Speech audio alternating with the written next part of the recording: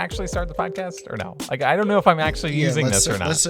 I'm still not sure. No, let's start the podcast. All right, see, now it's not going to be as natural. It's not going to feel as good. All right, here we go. It's the movie Propcast. No. You're here, everybody.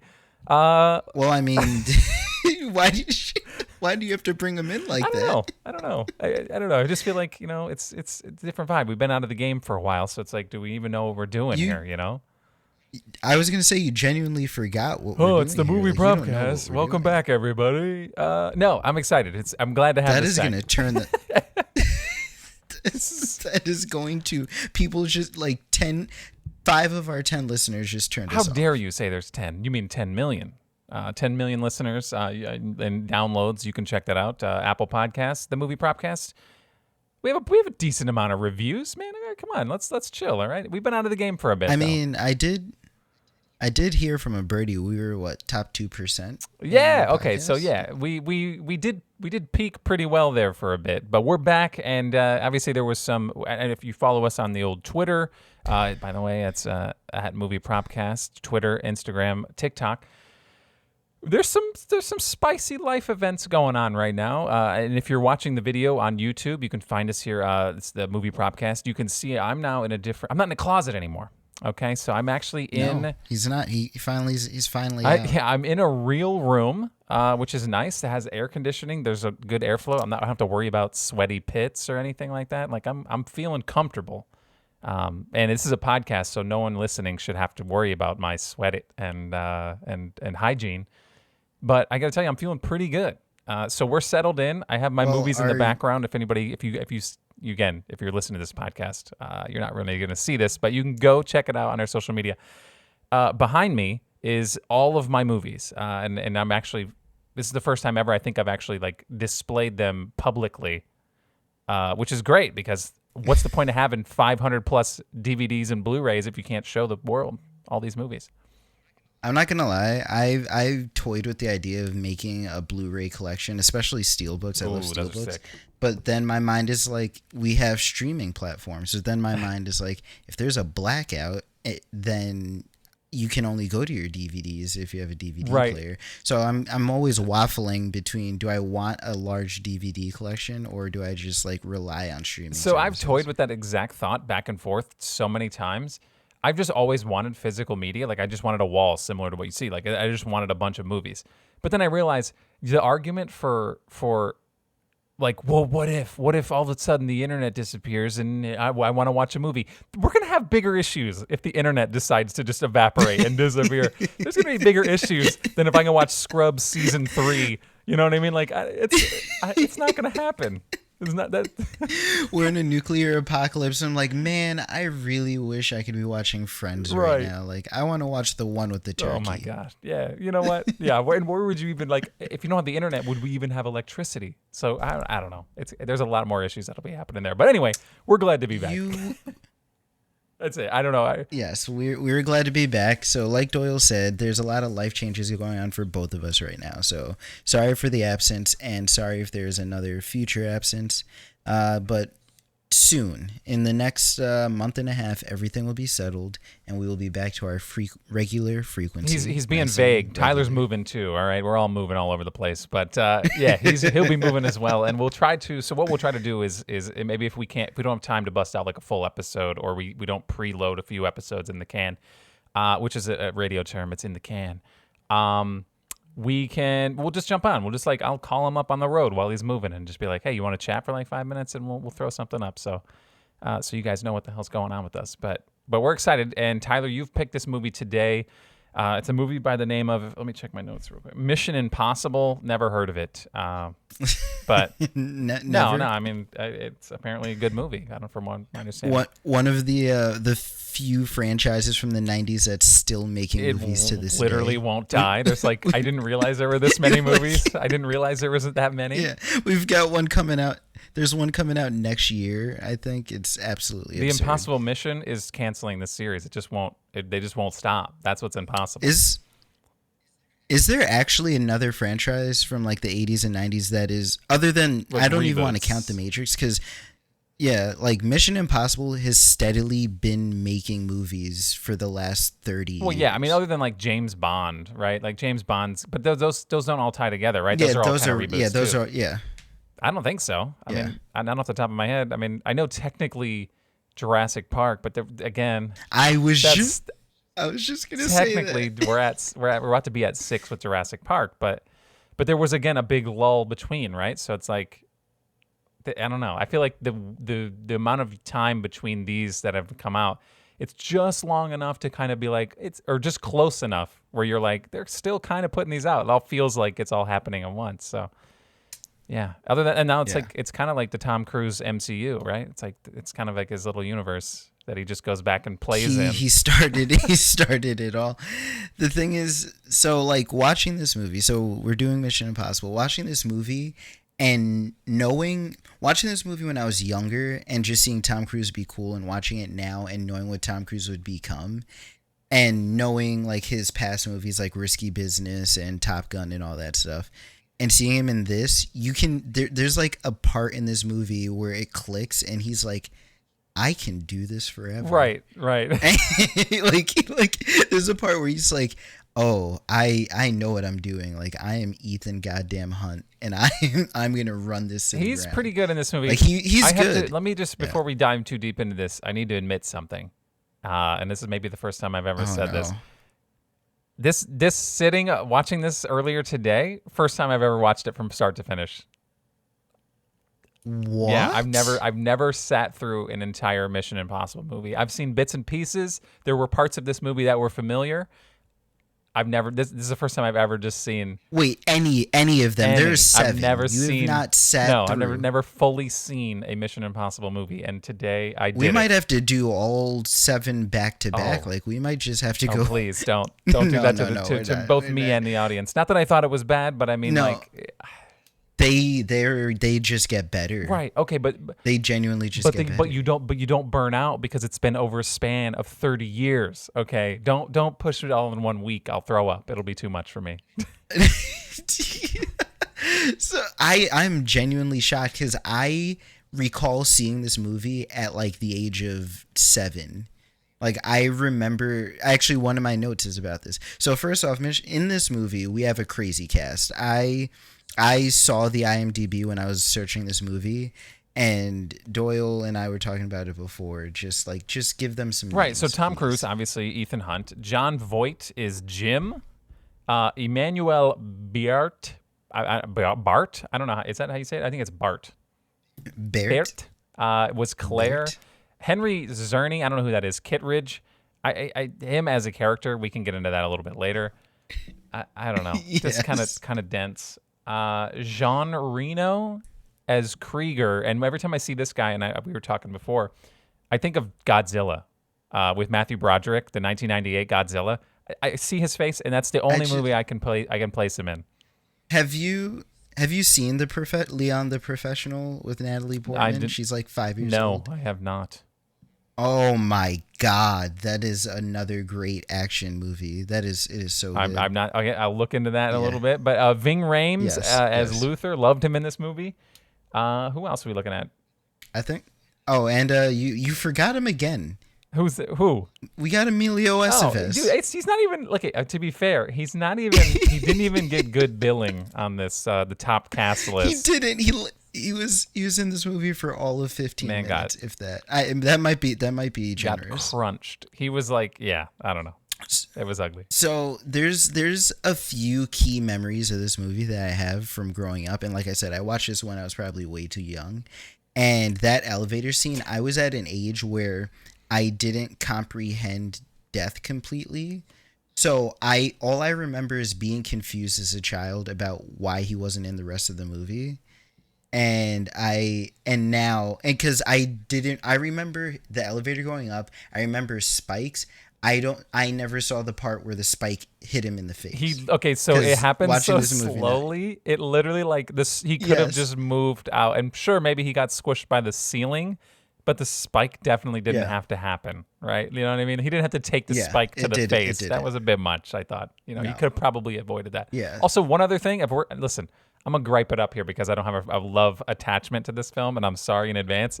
It's the 90s. There were some cheesy moments in this film where you're like, okay, you know, it definitely dated itself. It felt pretty stiff. But I did think at the end when it was over, I could see that this is a really good movie, especially for the time. Like if you I'm able to kind of place yourself in that time and be like, okay, this is pretty fun. It was an interesting movie, lots of twists. The dude on the top of the elevator, your boy, was he not in that elevator shaft and an elevator passed him by? Do you remember that? He was like squished on the side and passed him by. Yeah. Whenever I see him going up, I'm like, dude, in my head, I'm like, dude, just do the thing you did. Just slip into the wall, like, and have it pass you.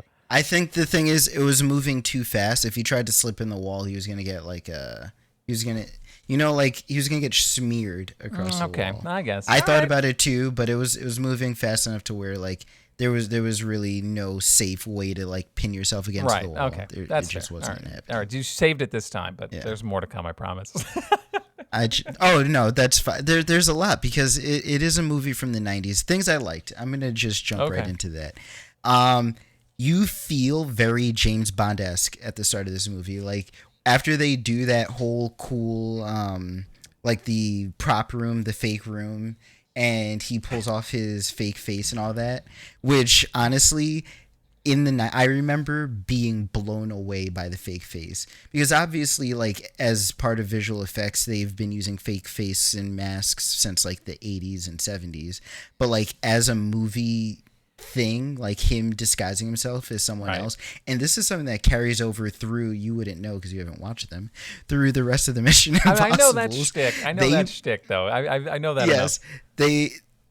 They use the fake face and the fake voice for the entire, like it's like their go-to move, and they just introduced it with this, and it was awesome. But then you get the crazy intro with the fuse and the James Bond style music.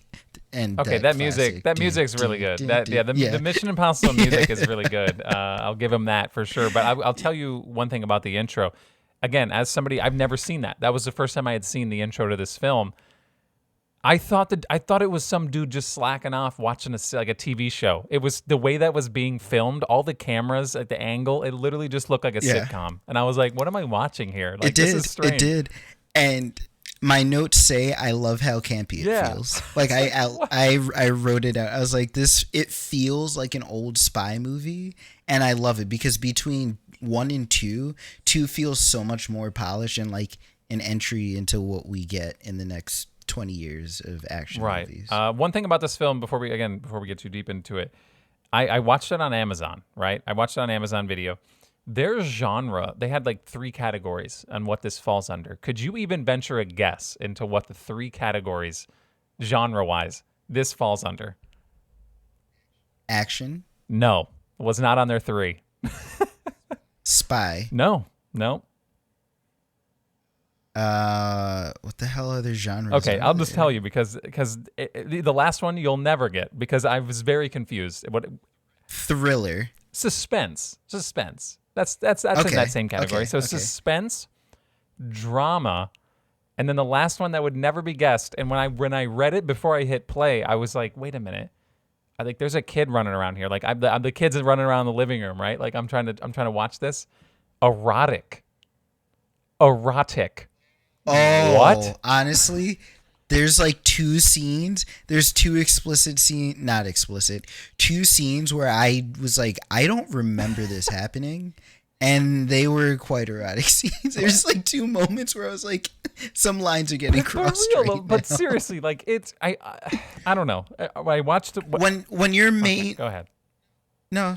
I was just going to say, the main female throughout this movie is like French or something. Like, it has to be erotic. That's it. Just her speaking in French. It's like, wowzers. Yeah, just her talking. I'm imagining the people working at Amazon Video watch the movies thoroughly, and they say they're trying to check off the list on what categories they want to put in here, and they're like, it's definitely suspense. Would you say suspense? Yeah, definitely suspense. Drama? Oh, yeah, we got drama here, baby. What about erotic? Anybody else? Crickets. The guy puts it in there anyway. Action. Put action. I don't understand. It was just really weird. It felt misplaced. And then I looked at the rating, PG-13. I don't think you can do a PG-13 erotic film, and it's not Mission Impossible. Anyway, continue. It was weirded me out a little bit. So, listen, man. She was trying to play both sides, and she had to use her charms. Look, I'm not going to say there wasn't sexual tension, but there was a lot more than I remember. I didn't think that there was any in this movie, and clearly I watched it wrong. I would even venture to say it was kind of forced. Like, oh, this is a female, and this is Tom Cruise. Better put some forced sexual tension in there, even though that's literally his boss's wife, who just died. Weird. Yeah. Okay. Anyway, I feel like they could have thrown a wedge in there without making it sexual. They could have done almost anything. But they didn't show. You know, I mean, they didn't show him doing anything. There was just a lot of like heavy breathing on each other closely and like like there was the one kiss on the cheek where like she almost went in for the mouth but then turned around, and I was like, that why? I was like, why is it? I don't know, like there was nothing for. And then her kissing his hand. Yeah, that was weird too. And then it fades to black, and in my head I'm like, they definitely didn't, right? Like they did stuff. That doesn't.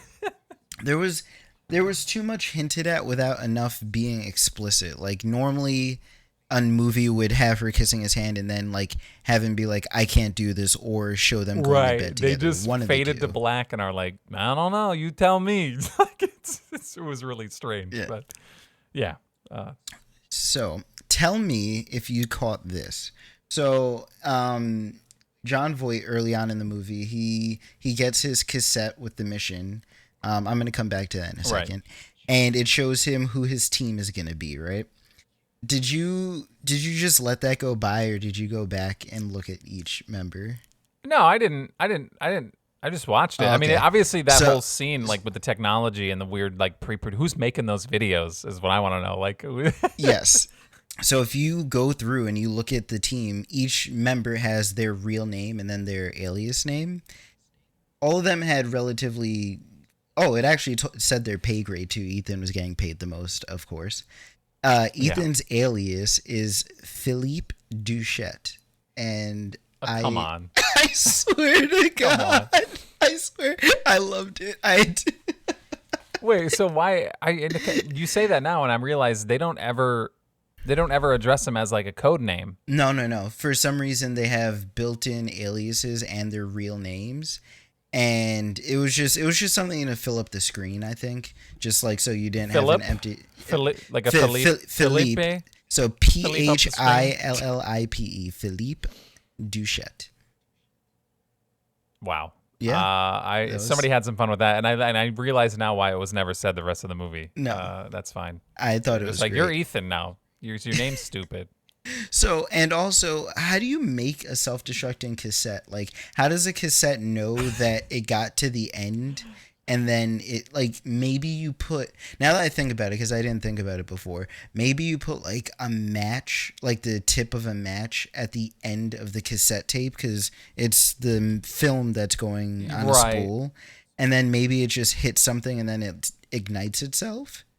I don't know, but that scene where everything you've ever learned about or heard about this message will self-destruct is it's a bomb. And I was like, oh my God, this plane's about to explode. And then you look down and it was the most underwhelming thing in the entire world. It was just like, poof, it has to be a little discreet. Bit of smoke. They're about being like, discreet. Come on. It was so underwhelming. I literally thought something exciting was going to happen, and it was like he farted, and that was it. And that was the end of that scene. I want to know what happens when they don't choose the mission, because she's like, oh, maybe you should do this. And it starts with, should you choose this mission? Can you just be like, nah, I'm all right. Right, because at the end, it comes full circle. In Ethan Hunt's on the plane, and they're like, he's like, nah, I don't want to do it. And she's like, no, I insist. You need to do this one. Go to Aruba. And he's like, maybe I'll take a vacation. But it's not. It's work. So, yeah I don't know. That's a scam. I don't know. They got him good there. He thinks he's on a vacation, but it's just, I don't know. Yeah, but you're right. Like no one, if you say no, then what? You're just a freeloader on a flight. You know what I mean? Like everyone expects you to do your job. And what do they do with that tape? They're like, we literally pre-produced it for this guy. Jim was supposed to watch this video and he didn't. You just burn it. Because it was specifically for him. Because Yes. he was like, you're already familiar with working with so-and-so, so here's your team. What happens if somebody else watches that? They're just like, what the hell? I got Jim's video? Like, what? What a waste. The video. I'm just imagining from a video standpoint who took the time to and edit and voiceover and make that whole video. And then the guy just doesn't take the job and it just sits there and it never. What a waste. That guy got paid to do that. Yeah, I know. It's terrible. It's like a podcast that no one listens to or something. Hey, chill, bro. Huh? Chill. What? I don't know anything about that. I gotta say, I enjoyed the camaraderie that they had. Like, they're all making jokes, cracking jokes at each other, and it felt like a good team while it lasted. They did a good job, and they had like stories from past missions and stuff. It felt good. Right. I for a 90s movie to do that, that's impressive. Because I feel like if any other movie, like you just see like a one-off film where they just be like, oh no, we're together, and then there'd be no chemistry. They wouldn't even try to have like things like that. But they you can tell they thoroughly, whoever wrote this was like, let's put that thing there and make it look like we actually know each other. So yeah, I'll give them credit there. This the movie, it starts off slow, but immediately, so like they get together, it turns out they get a job and they go to this party and they just throw technology out there immediately. Like things that only people could imagine. Like they have Apple Watches in 1996. That's very impressive, yeah. They have smartwatches and they have glasses they have infrared glasses that could see distinct sprays. They have glasses with the cameras. You're talking about the lady standing on the stairs with transition lenses. She was like way ahead of her time. Yeah, those are pretty impressive. They got glasses with cameras and webcams. To me, the weirdest part about that whole scene where they're in there and they're all working as a team, they're all doing their thing or whatever. The woman comes over. I forget what her name was. Was that Claire that came over, or was that the one that I don't know? Whoever sprayed the spray on the back of that dude's head. Sarah sprayed the spray. Sarah, nobody caught that. They were standing in front of like 8 people, right? And they're all watching her, and it looked like she was she trying to spray her hair or something? I think she was trying to make it look like she was spraying herself, but she was purposely spraying the guy behind her. So she was just like, bro, if I'm that guy, I turn around and go, what the hell did you just do to me? Like, he just took it and kept going. He's like, whatever. That's an introvert right there. He didn't want to start a conversation. Yeah, an introvert in a party of that many people. Right. He's like, I'm just here to do my thing, right? He was just going down to try to get the little floppy disk, which, by the way, floppy disks, they're back. I'm excited. Yes, floppy disks, the computers in this, man, it was just a lot. And so they start off, they throw you straight into the technology, and then they're like, all right, here's the plot. A spy movie, we got a frame job, we got a whodunit, we got action. Here's everything all at once, because like it goes from, all right, we're tailing this dude, to no one's answering their phones, one of our guys is dead. It just got flipped upside down real fast, and I don't know like how a 1996 audience deals with that. It did escalate quickly, and that was the scene actually that I had seen before, right? So like I was like, I remember this night, like the water being right there, everything, this whole weird scene where everybody just dies. I remember that, and for some reason I didn't keep watching the movie. I don't know what it was. I don't remember. What? I got distracted or something. I don't know what happened. It was just casually watching, maybe at my parents or something. But I remember that scene, and I always thought it was weird how they casually got the disc or whatever, they came out, and they just started like necking in the alleyway. They're like, let's be casual right here, and just started rubbing. Like, I was like, all right. They were looking like people. That's the erotic. Yes, they were looking like people who needed a moment of privacy. I thought it was smart. I was like, oh, they just look like they're kissing. I was like, okay, this is actually right. Because if you just come out there and like stand there, then you're a bunch of creeps, right? You're suspicious. But then he pops out, sees 2 people making out in an alleyway. He's like, yeah, you go get him. Yeah.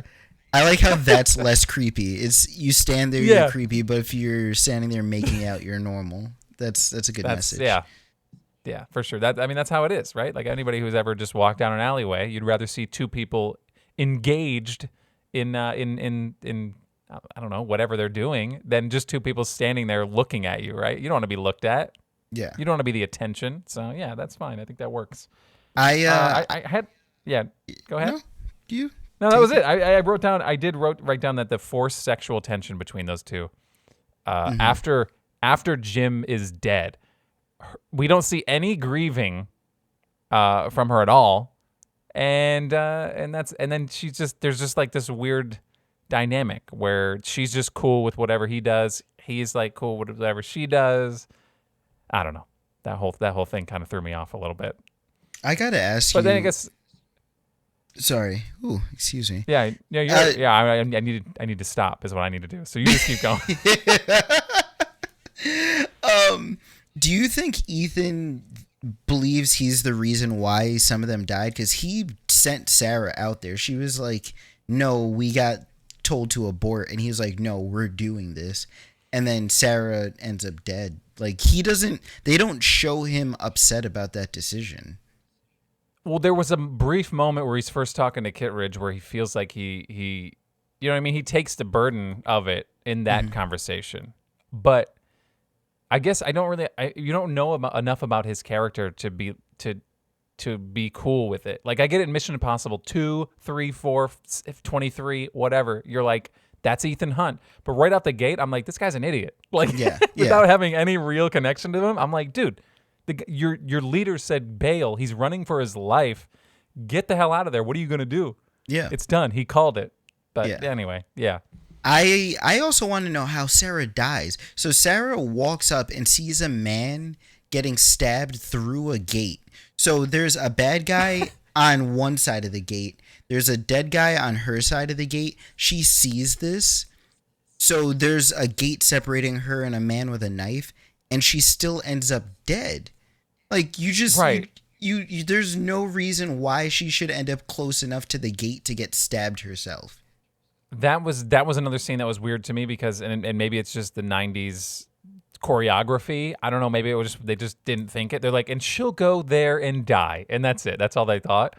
But it almost looked like she was in on it. Like she was just like she showed up and she's like, "Oh, you killed the dude? Cool." Like it just was hanging. I don't know. It was really weird. It was weird. Another weird thing right after that. So Ethan goes, all of his team is dead. He goes back to their hideout. He sits down on a computer and he goes through the largest mess of typing nonsense I have ever seen in my life. Like, is he searching databanks? Was that like what the internet was, or was that like special spy internet or something? I will say that scene also, and I wrote that down in the notes. I was very confused on why he was getting so sleepy from, and if you watched what he was doing on the computer, dude literally sent like 3 emails, right? And that was it. Like he did like, okay, maybe he did a little bit of research, watched a video or something, but like it wasn't nearly as much. I feel like he sent one in like almost every major language. I'd get tired too. What did he really? I mean, I literally only saw 2 things get sent. So we only see 2. I think there's an implication. So like he's trying to figure out, I don't know how much time passes. First he's trying to figure out who to send a message to. And he tries the whole 3:14 thing, the Job thing. Doesn't work. I guess we can assume a couple of hours pass by. He sees the Holy Bible. He sees Job 3:14. Then he starts searching the database. But like he sends an email to Job at Holy Bible, not even .com, and then from Job at something. And I'm like, those aren't complete email addresses. So I think that's another part of the reason why we're kind of being like, it's the disconnect between 2022 and 1996 internet. In 1996, they're like, this guy's got a laptop. Like, this is crazy. That's where their brains stop. So whatever he's doing on the laptop is witchcraft, right? It's Us still right now witchcraft. have seen it all. It's still witchcraft. To send an email. Yeah, that's true. It still feels like witchcraft. But then he sends it in English. I think he sends a couple in English. Then he sends one in like French. I think he sends one in like, he was in Prague, so I don't know what they speak in Prague. But I think he sends a couple out in different languages, and he's just like casting out bait until something comes back, is what I was assuming. And obviously they had that whole interaction with Max, who was a woman, potentially Maxine. I don't know. The whole thing went back and forth. I will write down that in the middle of this there was a Kittredge scene that I think it was Kittredge. Yes. I have to mention it. It's kind of standard protocol. There was a helicopter conversation outside of a helicopter. I was like, every time I see it now, it's kind of like my thing. They had a casual conversation outside of a helicopter again, and they weren't screaming. I can't remember. They weren't screaming. It was loud at first, and then they took 5 steps away, and they were like, "Here you go. Here's your thing." And I was like, "Nope, you can't do that. That doesn't make any sense." Okay. But again, it's just I don't know why I love calling that out. It's like one of my favorite things. And also, there was another scene later in the film involving a helicopter. Which was just about as ridiculous as you. We're gonna get there. I have a feeling we're definitely gonna get there. So just to wrap up, one more thing I did like though, we do get a good taste of Ethan when he is talking to Kittredge in the restaurant, and he's looking around, and he was like, "Why was there a second team there?" And he's like, "What are you talking about?" And he was like, "Right, the two drunk people, the man on the stairs, this and that." I'm like, Ethan, how did you even recognize these people? So this man has a photographic memory. Like he was, like Ethan is the best of his class in 20 minutes into this movie. Like he was. Yeah, it was a good like badass check right there. You're like, he's good. He's good. You know, that was pretty solid. And he obviously uses that stick of gum, which is pretty sweet. Maybe we'll get into that later. Obviously, when we get into the draft, I don't know, but it is a prop. And they blow it up. And I wrote down one thing, and I was like, obviously those are agents, spies, whatever they are. It's a spy agency, whatever. He just blows up a fish tank and he scampers away, and that's it. There's no chase. There's no nothing. Like, you know what I mean? They just say, he got us. Hauls ass out of there. I actually wrote down this is the beginning of a long line of Tom Cruise movies where he's running. Like, I don't know. Yeah. I don't remember him running in, like, Top Gun, and he definitely didn't. I don't think he ran in Risky Business. But, like, after this movie, I think he has run in every single movie since then. Like, he just hauls it. You get it. Yeah, it's like a bonus of like, you signed Tom Cruise onto your film. Guess what? He's gonna sprint his ass off. Like one of my favorite, if you've seen Mission Impossible 3, I think he runs like 7 miles in 2 minutes. Like it's something absurd. And it was awesome. It was just a great scene. I feel like I remember seeing, because I've seen a lot of like the Tom Cruise running. There's like a whole compilation of him running. Yes. But there's one scene in one Mission Impossible where it's like like you said, it is like a straight shot of like 2 minutes straight of the man running. Like they don't break away. They're just like, run as fast and far as you can, and we're just gonna catch you. Like that's it, and that's cinema. That's grade A cinema. Was there any point in this movie where you thought, like, since you haven't seen the whole thing, did you think that there's going to be a point where there's going to be a mole or a double agent or a turn? I mean, you kind of feel like there had to be, right? Like, I mean, they were blaming him. Are you talking about the very beginning? No. I mean, after he assembles his team. Do you think the mole is on his team? Oh, wait, are you saying the second team, or we're not talking the initial second team? Second team. Second team.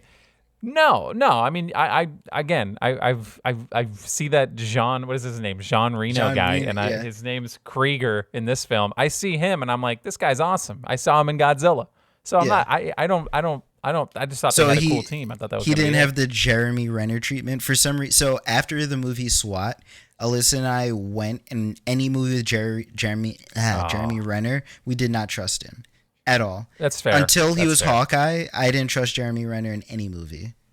And even then, can you really trust Hawkeye? I don't know. You know, he's still true. Sometimes he's not around. What the hell is he doing? Or he gets hypnotized and still tries to kill you. Oh, true. He did have to do that. He did actually. Yeah. He was a bad guy for a bit. So yeah, you can still say Jeremy Renner's. He's a little Benedict. But in what is probably one of the like most memorable scenes of this movie, I actually was like, wait, this was weird. When Ethan's in the pressure room and he's doing the high wire act, and that really, he had to be very quiet. He finally completes the mission. He gets pulled back up by Krieger, And Right. Krieger greets him and says merci, but has a knife in his hand. And I'm like, why does Krieger have a knife? Like, in this moment, you're supposed to be helping Ethan back into the ventilation shaft. Was he gonna cut him Why? off? Yeah. That's what I thought. I thought he was gonna take the disc and cut the rope, but then he drops the knife.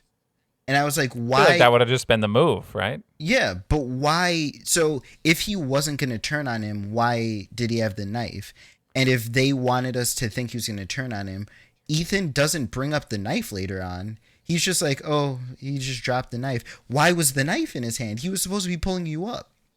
Right. Oh, They had they looked at each other after the knife fell, and it was like what the hell was that? And then they just, like you said, oh well, anyways, and they move on, and that's it. They're just trying to get out of there. They're casually driving away in the fire truck, I think.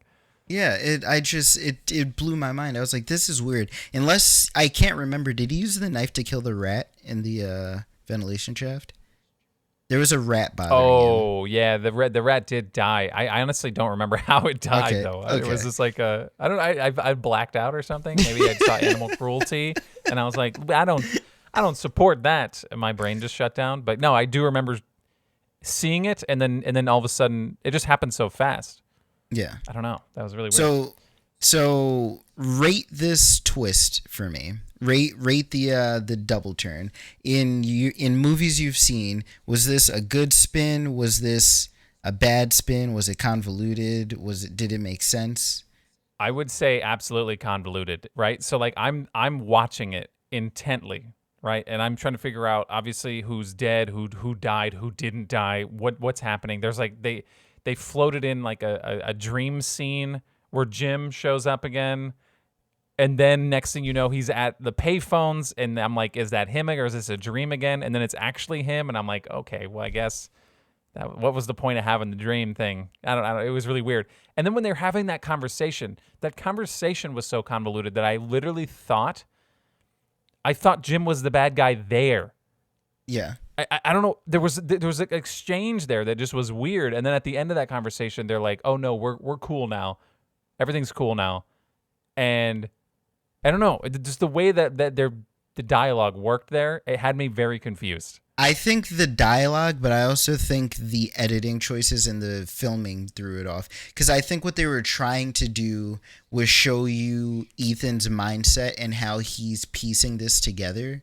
But they did it too soon. So Jim is saying, I got shot. Ethan is seeing Jim shoot himself. Then he's seeing the possible outcomes where Jim's wife is in on it or Krieger's in on it.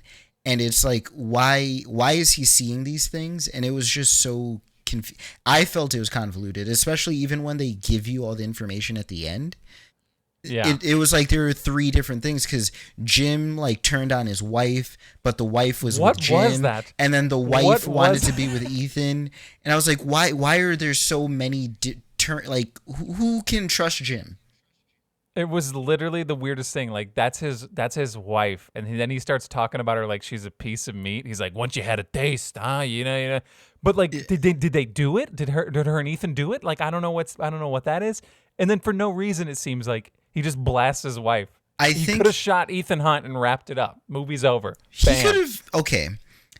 So one, he shouldn't have shot it. He shot his wife because he thinks that she started like sympathizing with Ethan. Okay, whatever. I get it. Why do you let Ethan? Why do you let Ethan pull out a pair of glasses, put them on, and focus on your face? Like, he knows he is a spy. These aren't new. These didn't come out in the time that you were fake dead. You watched them use these the whole time. Ethan pulls out a pair of glasses and says, "Ha, you're on candid camera." Like, right? What? I would have understood like if he pulled up, like if he pulled his shirt back or something and was like, I was rolling the whole time, fine. Yes. But like you said, yeah, that's a whole process, and he's got to get his bifocals out and like just tune them, you know. Ethan should have died. Like we should have gone back and made a count of the times Ethan should have died in this movie. Yeah, 100%. And again, that whole scene, like I said, it's really weird. I don't know why he shot his wife when you could have just shot the issue, and then maybe found, I guess you probably wouldn't have if his wife had any kind of feelings toward these, and it crossed the line. But she was on his side the whole time. Yes. She was ride or die, and he killed her. I was like, dude, come on. you shot way above what you should have been able to get anyway. All right, and then you killed her. Like, come on, like that's. He was out of his plan. What did they say? You punched above your weight. That's what he did with his wife. He was. Yeah, she had no business being with him. No, none whatsoever. I thought his wife was the one who died earlier on because they looked a little bit closer in age.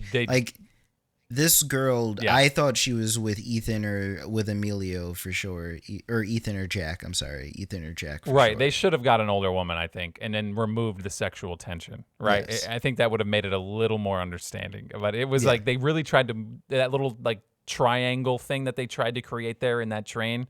Yeah. I don't know where that came from, but it was they put too much in there. It could have the suspense of just having him there should have been enough. Yeah. But, it doesn't help that Jon Voight was like 60 years old for 50 years. Like, I don't remember the last time. I think Jon Voight like left his 20s and was 60 from then on. That's 100% fact. Every time I've seen this guy, he's like, he's the old guy. And like this movie was 30 years ago and he's still the old guy. And I was like, all right, damn, this is crazy. And then before we get into the draft, obviously we're going to get into the draft here pretty soon. The scene, we were talking about a scene obviously there on the train. The scene outside of the train that was going on when it was after he gets shot or after he shoots, right? And then Jim goes outside and is just doing this little like he got the little handles. He's crawling to the back of the train to be picked up by Krieger in a helicopter off the back of a train that's going like 100 miles an hour. Yes. That whole scene, it got to a point where I was literally laughing. I was like, this is hilarious. Mainly because go. Tell me your thoughts because I'm ready to go off. I like it because they allude to it. So early on, Ethan picks up Luther and he picks up Krieger, and Krieger was like, "Oh yeah, I have a better chance driving a helicopter into a security base." Like he said, "I'll drive it through the main lobby or something like that." Like he said he'd have a better chance driving a helicopter through like the main lobby of a building than them stealing these knock codes. And then I was like, oh, that was a nice little touch because later on, he drives a helicopter through a goddamn train tunnel. Like this man is an animal. Hell out of that helicopter. Yes, absolutely insanity. I hate Krieger, but that was incredible. That was insane. Dude. I was like, right when he latched him onto the train, I was like, oh, this dude's done. And then, you know what I mean? I was like, that's the step. That's the logic there where you say, oh, he's stuck to the train. It's going in a tunnel. Definitely dead. They go in the tunnel. I hear no explosion. I'm immediately skeptical. Like, what the hell happened? Did they just forget to put the sound effect there? There's no explosion. And then the dude's controlling the helicopter in a tunnel. It logically makes no sense whatsoever. And I guess that's the kind of the point of these movies, right? Like the Mission Impossible, it's supposed to be impossible. But really, Krieger is the one dude pulling off the impossible. The fact that that tunnel was so long. Why that tunnel never ended? That train was hauling ass. Where was the end of that tunnel? I don't understand. And B, for him to hold on that long, bonkers. And this the back and forth. Obviously, the exchange and whenever they were hanging on the helicopter, he blows it up, and he doesn't even leap from the helicopter back to the train. He gets blown. Like his back should be destroyed. His back, he should have shrapnel. He should be burned up. His back should be wrecked from that explosion. That was cinema greatness, that scene. And I had never seen it before, so it was my first time. My jaw was agape. I was like, this is amazing. You had never seen that? I've never seen that ending. No, where he literally explodes back onto the train. So wait, I told you. Have you ever seen the whole train sequence? No, I'm telling you, I've never sat through this whole movie. I've not seen the beginning or the end. I saw like a good chunk of the middle. So when Ethan is like letting go and doing cartwheels on the back of the train, like letting the wind take him, you had never seen that before. No, I had not. I had not seen that movie. Or that part of the movie. No, that is mind blowing. Yeah, it was mind blowing for me too. The insanity and the just illogical situations they put themselves in. I'm excited for you to see the rest only because they take that and they're like, yo, this did well. They start upping it But the issue is Tom Cruise gets to this point to where he wants to do like 90% of his stunts. Right. That he's I've seen like, some of his stunts in future movies where I'm like, all right, this is pretty sweet. So his stunts get to the point to imagine him doing that train sequence, but in real life without CGI. Like, that's what he's doing in these later movies. Right. It's absurd. And dude. He's he's up there, man. He's getting up there, and he just gets older, and he just keeps doing more. It's like he's going to die on set. He's gonna die on set. That's like the way he wants to go. He's like a pro wrestler. He's like Sting to me. Like, Sting is 60 years old, still wrestling and jumping off stuff, and he's like, nah, I'm not gonna stop. He broke his neck like 5 years ago, and he was like, nah, I'm still going. He's gonna go out just in the ring. That's exactly what's gonna happen to Tom Cruise. He's gonna die on set, and everyone's gonna be like, well, he died doing what he loved, and that's it. Yeah, that's running. Yeah, that was all he did. All right, we should probably get to this draft. All right, let's go. Obviously, I will. Okay, well, let's get into it before we actually start talking about it.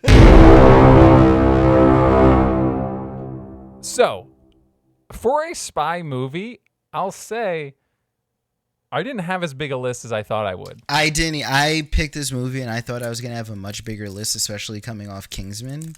The list was not as plush as Kingsman was. So I'm actually... When I was looking at this, I'm actually glad I don't have the first pick on this one because I look at this list and I've not seen all of them. I don't know if anything pops up in the future or not again, but I don't know why it would. But looking at this, I'm like, I don't know what would I even put at one. I don't think anything stands out personally. So for me, like, it's weird because I thought the unique part of our podcast is that anyone could do it. You just have to sit and watch a movie. But as someone who watched this movie, I've seen this movie at least like 8 times since it released. I feel like I have an advantage, and I thought this is something that could never happen. I don't think... It's like if someone saw The Matrix for the first time and didn't realize the weight that the red and blue pill had. Speaking of which, we might have to redraft The Matrix. We have to talk. We were never going to address that. Yeah, we have to. We might have to go back later on and do like redrafts of some movies. Yeah, we're gonna have to do an addendum. Yeah. Yeah, like we could do like a short redraft episode. But anyway, like you not watching this movie would be like you not knowing the weight of the red and blue pill and be like, oh, why would I pick that? Like that doesn't matter. But like that, that has weight.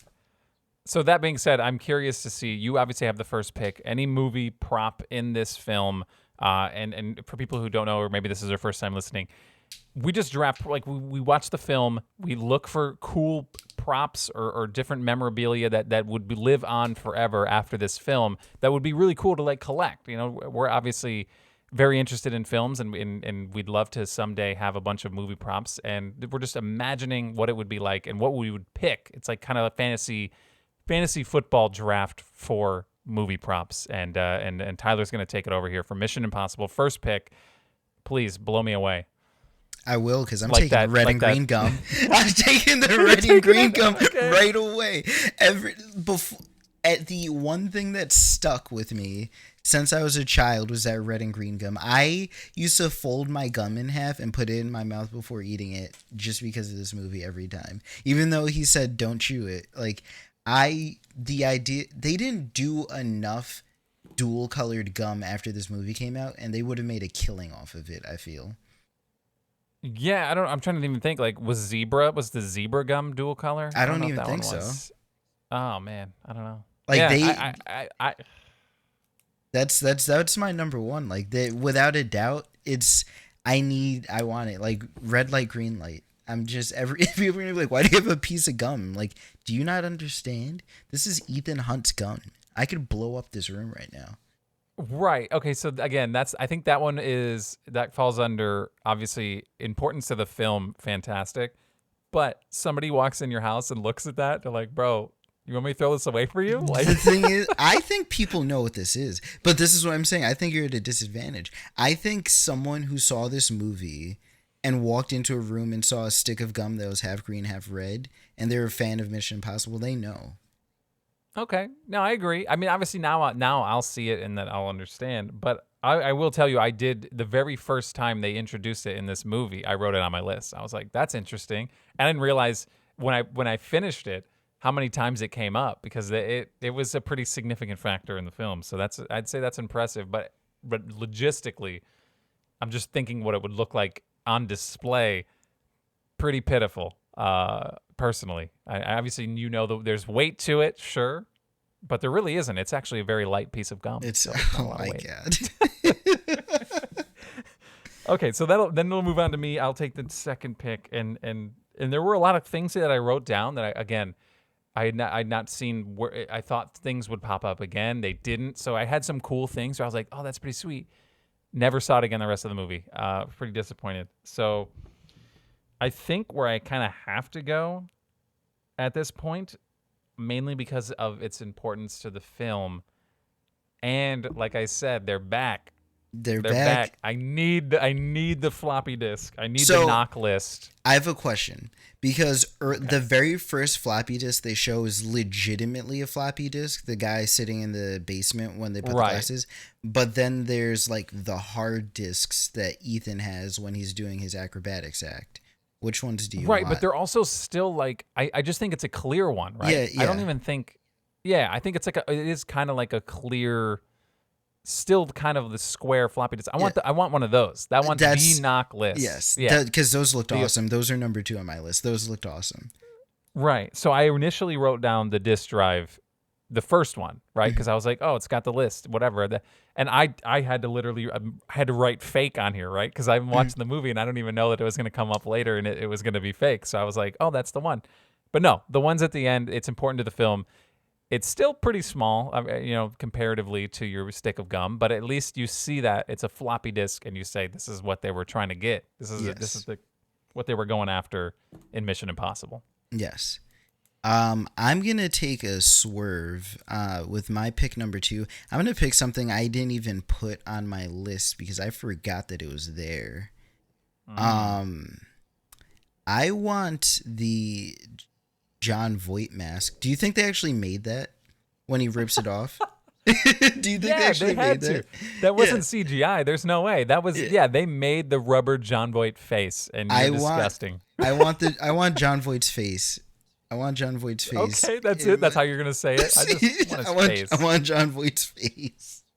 Okay, so I'm gonna write Jim's Jon Voight face mask, because it definitely is a prosthetic. Like, it's like somebody took time to make that, which I'm curious now, like the driving force in me wanting to watch the rest of these films is to see how many other faces he rips off. Like, Doyle, I'm telling you, I think they use fake faces. I didn't see Ghost Protocol and I didn't see Fallout. I think I missed 3 movies. They use fake faces in at least 4. Amazing. So that's like his whole shtick. Like it's just something like the gum doesn't come back, but the fake faces definitely come back. Okay. All right. I don't know who he was trying to emulate at that party. I know that there was like a whole debrief at the thing, but the first one he did, that one I thought it was interesting. I immediately saw it because they showed footage of the real guy, right? The real person that he was begging. I think. Right. In the video, I saw that. I was like, that's Tom Cruise. Like, I could tell that was Tom Cruise, right? And then the next scene, they wound up using it as I had to Google it because I was like, why did Tom Cruise, like, why did they put him in as like a cameo in his own movie or something? So I had to like Google it, and I had to go back, rewind, find the guy's name. And I was just like, this whole thing is really so they weird. were like, instead of casting a person and then making a mask to try to look similar, they were like, let's just use the mask as the character, so it looks like we have a perfect recreation of it, which is fine. That makes sense. But it was weird how I saw that, and I was like, that's freaking Tom Cruise right there. What is this? It makes sense, but it also confused me a little bit how they blended that guy in. It almost would have made more cinematic sense to have it look like an off version of a real person. Does that make sense? That's true. It confused my brain. Yeah. It confused my brain. It was the exact face, right? So you're like, okay, this is weird. Yeah, I 100% understand.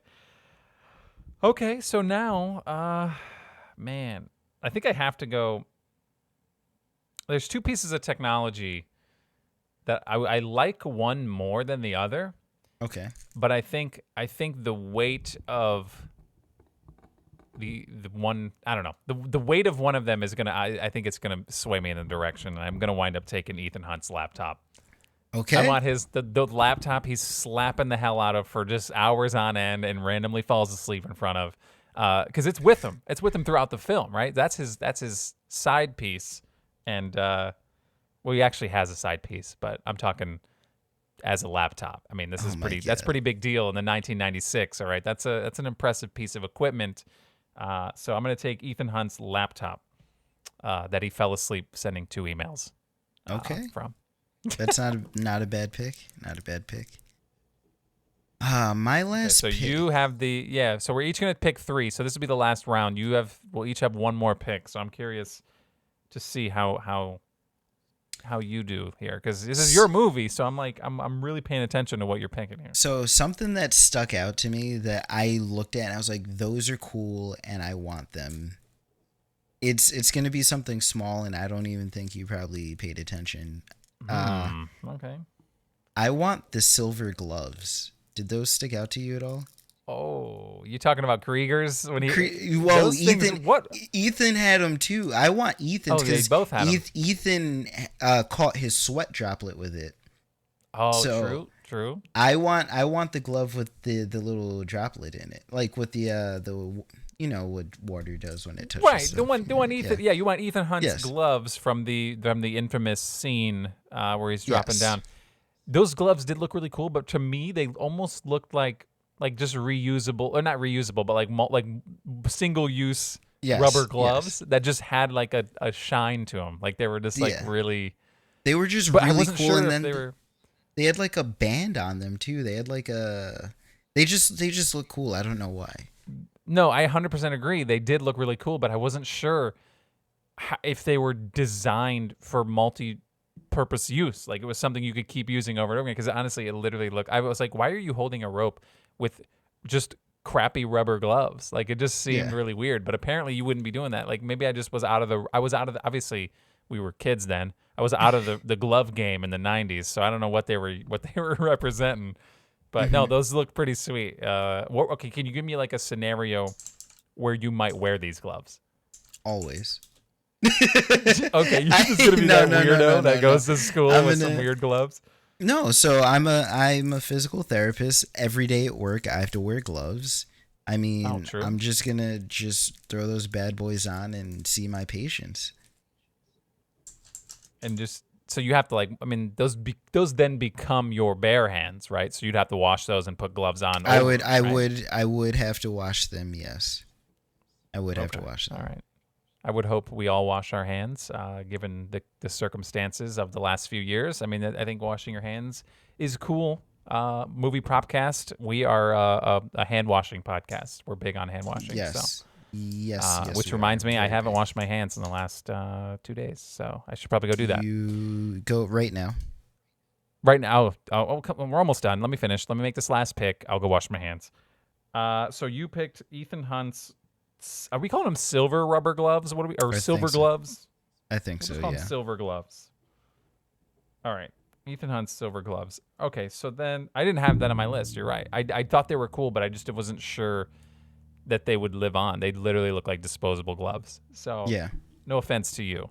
I'm not gonna lie. I'm looking them up right now. They kind of do. Look, I was like, I can tell.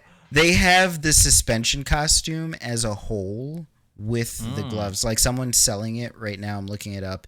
So it's the whole suspension costume, the headset, the glasses, and the gloves all as one unit.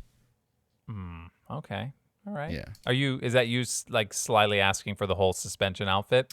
I wasn't going to, but I mean, if you're gonna offer it, I mean. Look, so here I do have one joking. Piece of equipment on my list that was what he was wearing, but I don't think I'm gonna draft it. So if you want it, man, just take it. It's better than just a pair of floppy gloves that might be. That I thought that whole I did think the whole outfit was pretty cool. I'm not gonna lie. So just take the outfit, take the fit, man. That's fine.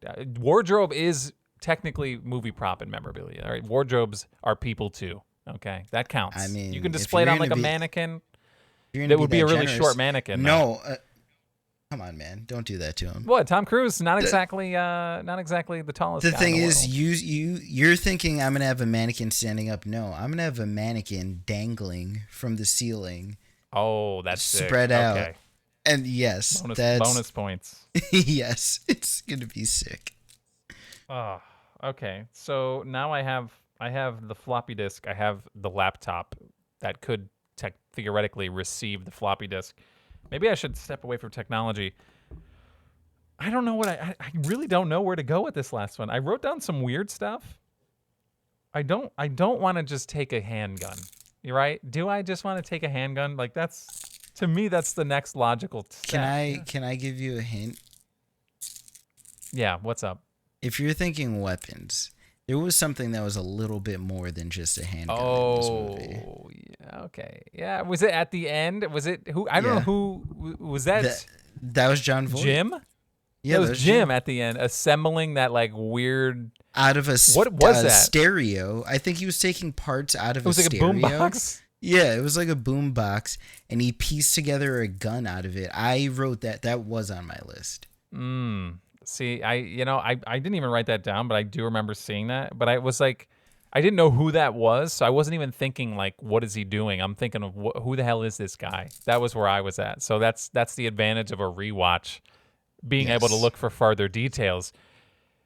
I do really like that though. It was very cool. I'd be. I don't want to take it though, just out of spite because you brought it up to me, and I didn't feel like I earned it. So.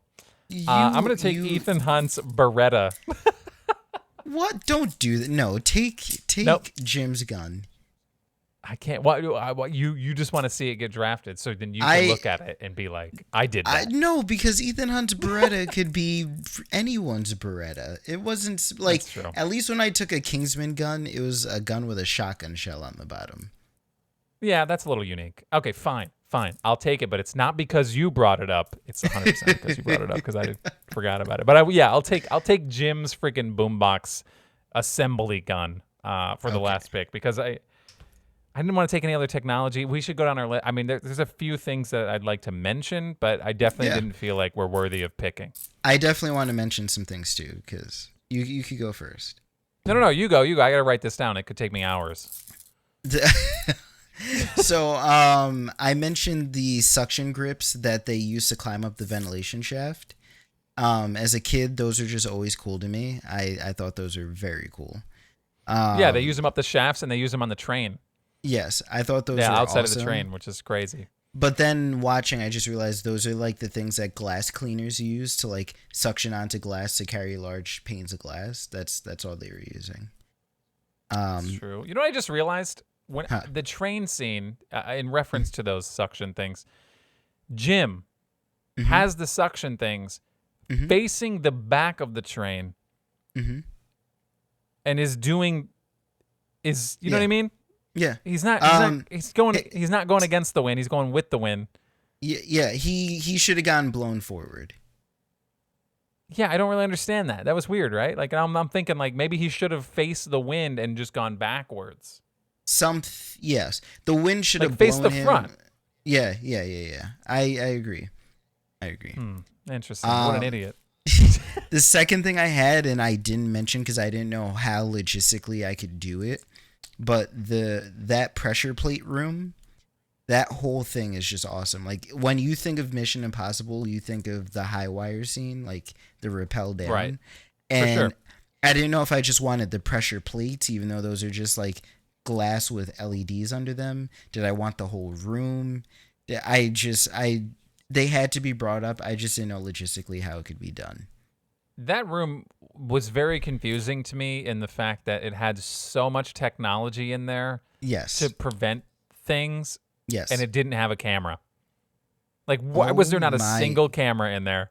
Why would that not be the first thing you install? No, you are 100% correct. They have glasses with cameras, and yet somehow, like, just put a camera facing the door. Like that, there's no sensitive information there. You got retina. Yeah, you got retina scan to get in. You got freaking weighted plates. You got like literally a drop of water would have set an alarm off. But hey, no cameras. You can do whatever you want in there. You creep. I never even thought of that, to be perfectly honest. I don't want to ruin it for you though. What a weird room. Right. You already did. Sorry. I also had the wrist decibel meter that Ethan was wearing. I don't know if you remember that. I just thought that looked sick. It reminded me of, if you've ever seen Escape from L.A., not Escape from New York, but Escape from L.A., Snake Plissken has this watch that's counting down when he's going to die because he has a poison in him, and it reminded me very much of that. I've never seen it, but it sounds fantastic. You have, my God, what were you doing?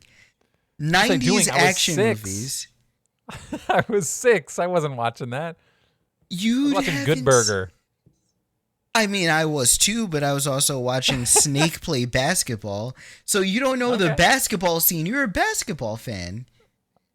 They shoehorn in this basketball scene where Snake has to go. He has to run essentially suicides. He has to score like 3 points on each basket, full court, but it's counting down 10 seconds in between each basket. It's a great scene. Interesting. Anyway, okay, I'll show you later. And my final thing was the knife, Krieger's knife. Right. Just because it comes up like 3 times. Krieger's knife was the last thing that I thought about, which actually would have been pretty cool. That was probably the next thing I would draft. Yeah, that was on my list. That was what I was leaning towards. It was either that or the Beretta, and then you gave me the boombox one, so I was like, okay, fine. But no, that one was definitely on my list. I said that Ethan's I don't know if it was Bluetooth, whatever headset he was wearing on that scene. Yeah. I did want to get something from that scene, so that was something I was leaning towards too. But I didn't want to get a bunch of technology, right? Especially dated technology. I mean, what am I going to do? Use it? Not now. Definitely not now. You still can use those headsets. Right. Well, I would say for 96, the cell phone things that they had actual cell phones that looked like cell phones I had in the early 2000s. So I was like pretty impressed. I was like, that's pretty good. That was on my list too. I think like a lot of technology we use now, they were watching this movie and they're like, oh, we could do that. And they just waited. Like, print it. What are we doing? I don't know. That was Nokia. Make a brick. No, that was really good. I thought that was good. Like I said, I already had the first disc with the blood on it. That was nothing. It was fake. I wound up being lame. In the beginning, they actually put on a pair of glasses that were cameras, right? That was like really thick. It was a lot thicker. I don't even think they really even wound up using those. But at the end, they had the super thin ones that very clearly didn't have anything. They just pretended that there was a camera there on those. You know what I mean? When he's at that last scene we were talking about. So those the cool camera glasses didn't pop back up in the movie. So that was another one. And also the last one I put down was the Cinema of the Ukraine videotape, the self-destructing videotape. Yes. Yep. I put that on there too. That was it. That's I didn't pick it, obviously, because of the underwhelming poof. After the Kingsman, I'm surprised you didn't take the poison pen. Nah. I don't know. I'm a little over the poison pens. All right, that's a little played out for me. I'm not a poison pen guy. I didn't write it down. I liked the suitcase laptop that Maxine had. Oh, I did write that. At the end on the train, I wrote suitcase computer used on train because they opened up. That was where the cell phone was. The receiver to that phone call. They picked it up, but it also had a laptop in it. And I don't know if it wasn't. I don't think it was built into it. Was it, or was it? It was just a laptop in there. It looked like it. You would take it as a unit, though.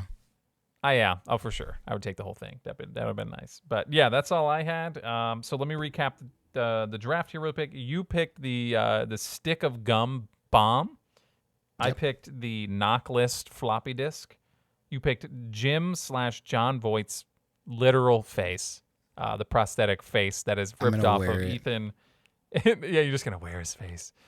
You could pretend you're Nick Cage's dad in National Treasure. That'd be fun. Or I could pretend I'm Nick Cage in Face Off. One of this. Oh, you could do both. That's like a time, I don't know, vortex or something. Okay, so I picked Ethan Hunt's laptop. You picked Ethan Hunt's silver gloves, and then I with the assistance of you, I'll give you a little credit. I picked Jim's rigged boombox gun pistol. Well, I just put the parts in a boombox. Do I just get the gun or the whole suit? Wait, what are you talking about? the Silver Gloves. You were so kind to give me the whole Oh, ensemble. my bad. Yeah, you did look at it. I wrote it down, and then afterwards you looked up the whole thing, and it did sell with the whole suit. So yeah, no, I'll give you the whole outfit from this scene. That's like the Mission Impossible scene. So yeah, you can just have that whole thing. Oh, you're so. You're good welcome. to me. I'm very generous.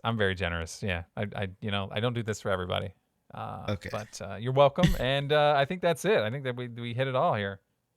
That's it. Mission Impossible 1. We'll do Mission Impossible 26 by the end of the year. We should get to that point, right? I think we're pretty close. Is it? Really, though, isn't it? It's 7's coming out? 8. I think it's 8. 8's coming out. I think it's 8. Hold on. I really can't keep up. And you're gonna, okay. That's Mission Impossible 8, 2024. In 2020.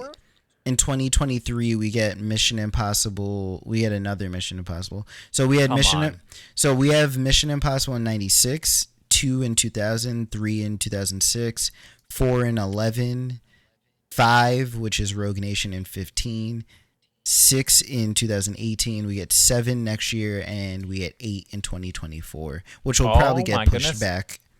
I just looked it up. It's Mission Impossible Dead Reckoning Part 1 and Part 2. So they're for sure going to film both at the same time, split them up.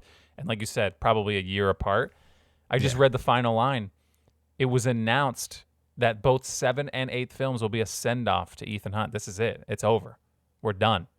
A send-off to Ethan Hunt? I don't think Mission Impossible dies. This becomes the next James Bond. Probably. I think you're probably right, but it says a send-off for Ethan Hunt. So what are we going to do? Just introduce a new character and do a spin-off, or what are we doing? Yeah. Gross. I haven't watched enough movies to care, but I do think there's potential. I might have to catch up. I'm going to have to catch up and see what's going down. I want to be invested in the send-off of Ethan Hunt because pretty good character for a 90s movie. I'll give him that. I think you will be because his hair is glorious in the second movie. Is it? Okay. I mean, you know me. I'm a big hair guy. I pay a lot of attention to his hair is glorious in the second movie. I'll have to look it up, maybe watch the film, and then maybe in the future episode of the movie Propcast, I'll do whatever his hair looks like. I'm probably going to have to grow it out. You will. You mentioned before the podcast you had a question about franchises for me. Oh, it was kind of a joke thing, right? I was going to say, because we were comparing, there was a brief moment there where I said Keanu Reeves and Tom Cruise in the 90s were interchangeable. Oh, and I was like, what do you think the better franchise is, Mission Impossible or Speed? You know what's so funny? So I just listened to a podcast, and they were talking about how Keanu Reeves turned down Speed, and I had to Google it. Keanu Reeves turned down Speed because he was like, wait, so we're doing Speed, but on a cruise liner? And he was like, talking about Speed 2? Yeah, Speed 2. He was like, he said, I don't have anything against the writers. It was a decent idea, but it just felt wrong to me. So he chose not to be in Speed 2. 100% a good decision. You know who Sandra Bullock though got the bag. She got the bag. She's like, I'm doing it. Yeah. I mean, the thing is though, it barely hurt her stock. Like people forget that even existed. I actually want to go back and watch it now, because I do remember it being quite ridiculous that they were on a boat. Oh, it was atrocious. You have unlimited ocean, and you have to run it aground to stop. Anyway, yeah, I'll have to go back and revisit all that. But no, I just wanted to the Keanu Reeves Tom Cruise comparison. I felt like doing, but it's not even close in the 90s. I think personally. Now, I don't know. I think you'd probably poll a lot of people and say Keanu Reeves is that dude. Well, yeah, I'm taking John Wick over Ethan Hunt. The thing is, John Wick's like so unrealistically like. The thing is, it's like comparing a superhero to like a regular hero. Like Ethan does things that a normal person shouldn't, where John just luckily doesn't get shot a lot of the time. Like I don't picture John Wick hanging outside of an aircraft at 2,000 feet. Because he doesn't have to, because he would shoot the aircraft in the head. And that's it. Aircraft wouldn't even get off the ground. All right. right? True. No. Okay. On that note, we got to get the hell out of here. Movie Propcast, at Movie Propcast on social medias. Give us a follow. And if you want to watch us, like I said, you can watch us. You can watch this new house. You can watch Tyler move into a new house. Live. I'm gonna you're gonna live stream it on our YouTube channel. Yes, it's like a 13-hour drive. You're just gonna stream it on our YouTube channel. But you can find it, the Movie Propcast on YouTube. Give us a subscribe there as well. We'll catch you guys next time on the Movie Propcast. Do I just do audio from the road? Maybe we do it. I don't know. I'll call you up. I can do that. We can record it. We have the technology. I got Ethan Hunt's laptop now. I can do anything. We're good to go. All right. No, seriously, it's late. I'm out of here. We're going to bed. All right. See ya. Later. Bye. Love you. Oh, you said it. I'm not going to say it this week. He loves you. Goodbye.